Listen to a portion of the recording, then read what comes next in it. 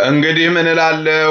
ስለ ጌዴዎንና ስለ ባርቅ፣ ስለ ሶምሶንም፣ ስለ ዮፍታሔም፣ ስለ ዳዊትና ስለ ሳሙኤልም ስለ ነቢያትም እንዳልተርክ ጊዜ ያጥርብኛልና። እነርሱም በእምነት መንግስታትን ድል ነሱ፣ ጽድቅን አደረጉ፣ የተሰጠውን የተስፋ ቃልም አገኙ።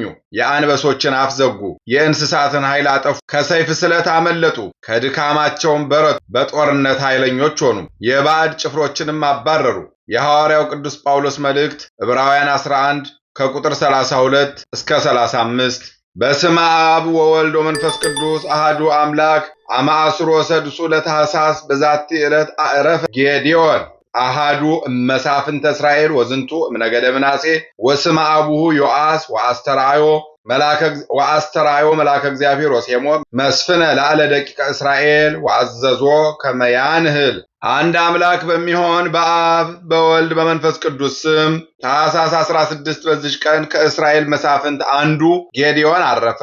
ይህም ከነገደ ምናሴ የሆነ የአባቱ ስም ዮአስ ይባላል። ከእግዚአብሔርም የታዘዘ መልአክ ተገለጠለትና ለእስራኤል ምስፍና ሾመው። የጣዖታቱን መሠዊያ እንዲያፈርስ ዛፎችን እንዲቆርጥ አዘዘው። መሠዊያም ለእግዚአብሔር ሰርቶ በዚያም በሰበረው እንጨት እንዲሰዋ አዘዘው። ሁሉንም እንዳዘዘው አደረገ። እግዚአብሔር የላከው መልአክም ተመለከተው። እስራኤልንም ከምድያም እጅ ታድናቸዋለህና ከሰራዊት ጋር ሂድ፣ እነሆ ላኩህ አለው። ጌዴዎንም አድናቸዋለሁ እንዳልክ እስራኤልን በእጄ ታድናቸው እንደሆነ እነሆ እኔ በአደባባይ የተባዘተ ጸምር እዘረጋለሁ። ጠል በምድር ላይ ሳይወርድ በጸምሩ ላይ ብቻ ቢወርድ አድናቸዋለሁ እንዳልክ እስራኤልን በእጄ እንድታድናቸው ያን ጊዜ አውቃለሁ አለ። እንዳለውም ሆነ። ጌዴዎንም በማግስቱ ማልዶ ሂዶ ያንን ጠመቀው።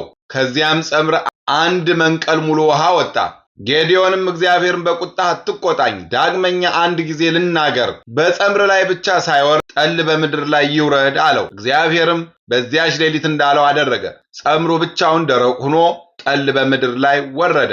ጌዴዎንንም የእግዚአብሔር መንፈስ ረድኤት አጸናው፣ ነጋሪትንም መታ። አብያዜርም በኋላው ሆኖ ደነፋ። ወደ ነገደ ምናሴም ሁሉ መልእክተኞችን ላከ። እርሱም ከኋላው ሆኖ ደነፋ። ወደ ነገደ አሴርም፣ ወደ ነገደ ዛብሎንም፣ ወደ ነገደ ንፍታሌምም መልእክተኞችን ላከ። ወጥተውም ተቀበሏቸው። ጌዴዎንም ከእርሱ ጋር ያሉ ወገኖችን ሁሉ ሄዱ። አሮኤድ በሚባል አገርም ሰፈሩ። የምድያምና የአማሌቅ ሰራዊትም በአንበሬም ቆላ መሠዊያ ቀኝ ሰፈሩ። እግዚአብሔርም ጌዴዎንን እጃችን አዳነችን ብለው እንዳይመኩብኝ የምድያምን ሰዎች በእጃቸው መጣል እንደማልችል ከአንተ ጋር ያሉ ሕዝብ ብዙ ናቸው አለው። እግዚአብሔር ጌዴዎንን እንዲህ አለው፣ ከእናንተ የሚፈራ የሚደነግጥ ሰው ከሕዝቡ ተለይቶ ይመለስ ብለህ ለሕዝቡ ንገራቸው። ሕዝቡም ከገለዓድ ተመለሱ። ከሕዝቡም 2,000 ከ2,000 ተመልሰው 1,000 ሰዎች ቀሩ። እግዚአብሔር ጌዴዎንን ገና ብዙ ሕዝብ አሉ፣ ወደ ውሃ ውርደህ በዚያ ፈትናቸው አለው። እኔ ይሂዱ የምልህ ሰዎች እነሳቸው ከአንተ ጋር ይሂዱ አለው። ሕዝቡንም ወደ ውሃ አወረዳቸው። እግዚአብሔር ጌዴዎንን ውሻ በምላሱ ጠለፍ ጠለፍ አድርጎ እንዲጠጣ ከውሃ ጠለፍ ጠለፍ አድርጎ የሚጠጣውን ሁሉ ለብቻው አቁመው፣ ውሃን ይጠጣ ዘንድ በጉልበቱ የተንበረከከውን ሁሉ ለብቻው አቁመው አለው። በምላሳቸው ጠለፍ ጠለፍ አድርገው የጠጡ ሰዎች ቁጥራቸው 300 ሆኑ። የቀሩትን ሕዝብ ግን ውሃ ይጠጡ ዘንድ በጉልበታቸው ተንበረከኩ። እግዚአብሔርም ጌዴዎንን እንደዚህ በእጃቸው ውሃን በጠጡ በእነዚህ 300 ሰዎች አድናቸዋለሁ፣ የምድያምን ሰዎች በእጅህ እጥላቸዋለሁ፣ ሕዝቡም ሁሉ ወደ ቤታቸው ይመለሱ አለው። በዚያንም ሌሊት እኒያ 300 ሰዎች መለከትን ነፉ። ይህ የእግዚአብሔር ኃይልና የጌዴዎን ጦር ነው ብለው ጮኹ። የምድያምም ሰዎች የመለከቱን ድምፅ በሰሙ ጊዜ እግዚአብሔር በልባቸው ፍርሃትን አሳድሮባቸው ደንግጠው ሸሹ። እግዚአብሔርም የአንዱን ሰይፍ ወደ አንዱ ወደ ጓደኛው መለሰ። በሰራዊቶቻቸውም ሁሉ እርስ በርስ መተላለቅ ሆነ። መኳንንቶቻቸውን ሄሬብንና ዜብን፣ ነገሥቶቻቸውም ዛቤልንና ስልማናንም ገደሏቸው። ከምድያምም ሰራዊት ፈረሰኞች ጦረኞችን 102,000 ገደሉ። ከዚያም በኋላ የምድያም ሰዎች በእስራኤል ፊት ተዋረዱ። ዳግመኛም ራሳቸውን ከፍ ከፍ አላደረጉ። በጌዴዎንም ዘመን ምድር 40 ዘመን አረፈች። ከዚህም በኋላ በሰላም በፍቅር አረፈ። ለእግዚአብሔር ምስጋና ይሁን ለዘላለሙ አሜን። በዚች ቀን ከሀገረ አክሚምና ከጋውር የቅዱሳን ሰማዕታት የአባ ሐርወግ፣ የሐናንያ፣ የኩዚ፣ የሰንሰራዲን፣ የአውንያስ፣ የሙሴ እህት ማርያምም መታሰቢያቸው ነው። ለእግዚአብሔር ምስጋና ይሁን። እኛንም በቅዱሳን ሁሉ ጸሎት ይማረን ለዘላለሙ አሜን። በስመ አብ ወወልድ ወመንፈስ ቅዱስ አሐዱ አምላክ። ድርሳን ዘእመ ምህረት ዘይትነበብ አማእስሮ ሰዱሱ ለታኅሳስ ጸሎታ ወበረከታ ወምህረተ ፍቁር ወልዳ ይሃሉ ምስለ ኩልነ ሕዝበ ክርስቲያን ለዓለም ዓለም አሜን። አንድ አምላክ በሚሆን በአብ በወልድ በመንፈስ ቅዱስ ስም ታኅሳስ 16 ቀን የሚነበብ የኪዳነ ምህረት ድርሳን ይህ ነው። ልመናዋ ክብሯ ለዘላለሙ ከሁላችን ጋር ይደርብን አሜን። ስሜን ካነበብኩ ጊዜ እጅግ ደስ ተሰኘው። ከመምህር ዮሐንስ ጋርም ሳለሁ ስለደረሰብኝ መከራዎች ሁሉ ይህን ያህል ጸጋ ተሰጠኝ አልሁኝ። መምህር ዮሐንስም በታላቁ ቤት ውስጥ ነበረ። ልጄ አብሮኮሮስ ሆይ ከቅድስት ድንግል ማርያም መታሰቢያዋ ቀን ወደዚች ማዕድ ትደርስ ዘንድ እነሆ ጌታችን ኢየሱስ ክርስቶስ ጠራህ አለኝ። ለዘላለሙ የመታሰቢያዋ ቀን ይህ ነውና ለበዓልም ወደዚህ የሚመጣ ሰው ንዑድ ክቡር ነው፣ ሐዘን መከራ የለበትምና።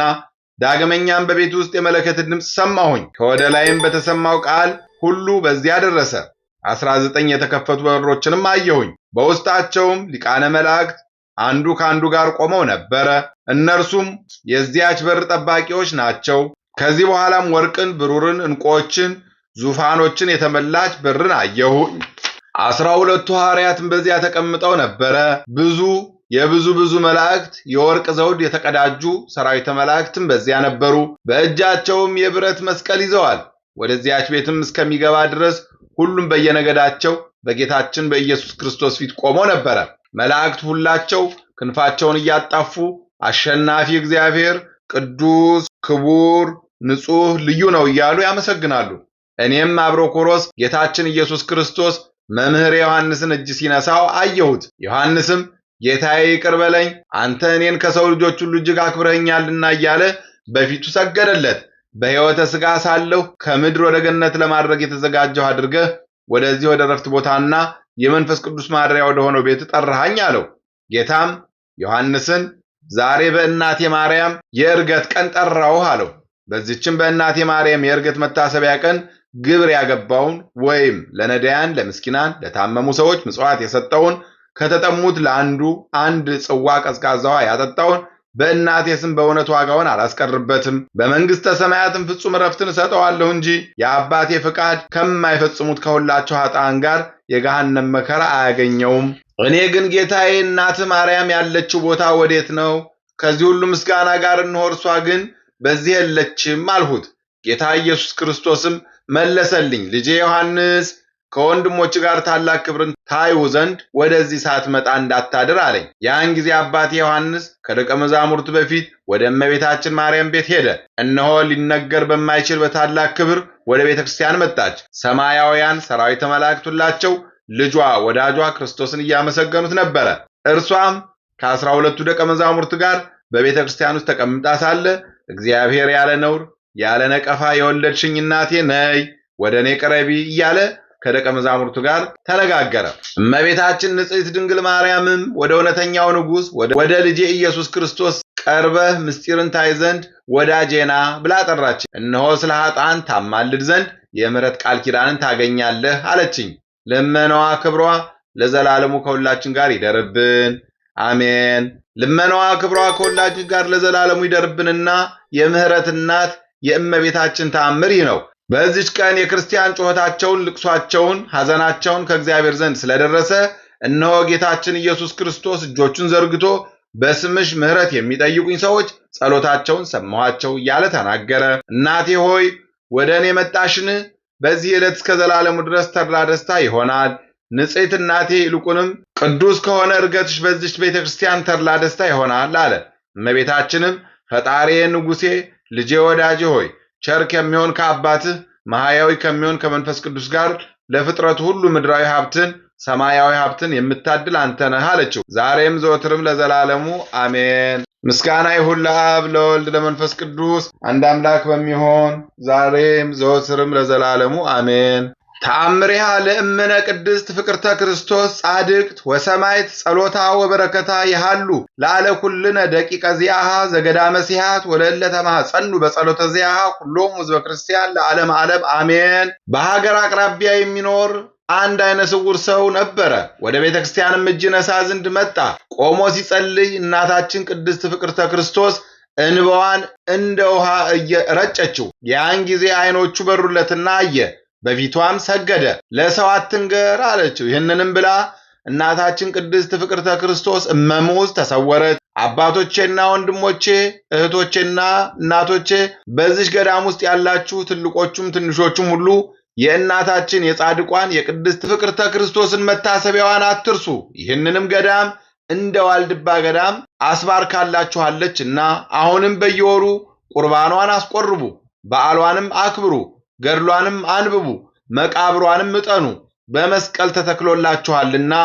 ይልቁንም በየካቲት 29 ቀን የጌታችን የመድኃኒታችን የኢየሱስ ክርስቶስን በዓል የቅድስት ፍቅርተ ክርስቶስንም የዕረፍት ቀን አክብሩ። በመቃብሯ ውስጥ በተተከለው የብርሃን መስቀል ውስጥ በነፍሳችሁም በስጋችሁም ትጠበቃላችሁና። ይህንን መጽሐፍ ለመጀመር ላነሳሳን አስጀምሮ ላስፈጸመን ለልዑል እግዚአብሔር ክብር ምስጋና ይገባዋል። የእናታችን ቅድስት ፍቅርተ ክርስቶስ በረከቷ አማላጅነቷ በሲሃት ገዳም ማህበርና በጸሎቷ በአማላጅነቷ አምነው በተማጸኑ ሕዝበ ክርስቲያን ላይ ይደርብን ለዘላለሙ አሜን። አንድ አምላክ በሚሆን በአብ በወልድ በመንፈስ ቅዱስ ስም ታኅሳስ 17 በዚች ቀን የቅዱስ ሉቃስ ዘአምድ የሥጋው ፍልሰት ሆነ። ምስጋና ይሁን ለአብ ለወልድ ለመንፈስ ቅዱስ አንድ አምላክ በሚሆን ዛሬም ዘወትርም ለዘላለሙ አሜን። የሰማነውን በልቦናችን ያሳድርብን። ከቅዱሳን አባቶቻችን እናቶቻችን በረከት ረድኤት ያሳትፈን። ክፉውን ያርቅልን፣ በጎውን ያቅርብልን፣ የተሻለውን ነገር በቸርነቱ ያዘጋጅልን። ነፍሳተ ሙታንን ይማርልን፣ ሕያዋንን ይጠብቅልን፣ ሕፃናቱን አሳድጎ ለቁም ነገር ያብቃልን። በአልጋ ቁራኛ በደዌ ዳኛ የተያዙትን በመከራ በስደት በጭንቀት በግዞት ያሉትን እያሉበት ይጠብቅልን፣ መከራውን ያቅልልን፣ እሳቱን ያብርድልን። ለዓለሙ ሁሉ ሰላምን ይስጥልን። ሰርተን የምንበላበት ወጥተን የምንገባበት ጸጋውን ያድለን። ኃይለ አጋንንትን ከእግራችን በታች ጣልልን። ለብርሃነ ልደቱ ጥምቀቱ በሰላም ያድርሰን። ይቅርታውን ቸርነቱን አያርቅብን። እንበል አቡነ ዘበሰማያት ይትቀደስ ስምከ ትምጻእ መንግሥትከ ወይኩን ፈቃድከ በከመ በሰማይ ከማሁ በምድር ኢየሱስ ክርስቶስ ከመ ይስረይ ለነ ኃጣውኢነ ተማኅፀነ ብከ ኃይለ እግዚአብሔር አብይ ኦ እግዚእ ኢየሱስ ክርስቶስ ስረይ ኃጢአቴ ወኃጢአተ ኩሉ ሕዝብከ ማእሰረ ኃጢአት እግዚአብሔር ይፍታ። እግዚአብሔር ይባርክ። ሰላም ያሳደረ ሰላም ያውለን፣ ሰላም ያዋለ ሰላም ያሳድረን። ይቆየን።